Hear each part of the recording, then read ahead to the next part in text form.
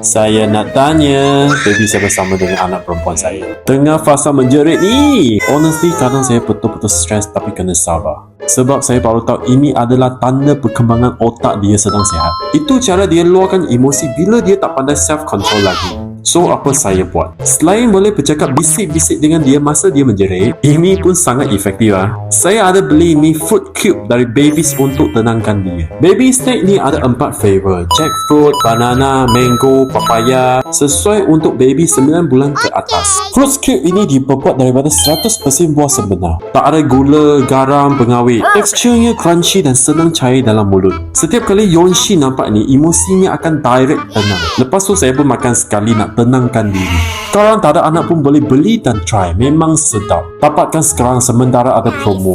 So ingat, masa kita jumpa masalah ni, jangan jerit pada dia. Jangan paksa dia diam. Apa-apa kami lepaskan atas kaki malam ni, okey? Sabar.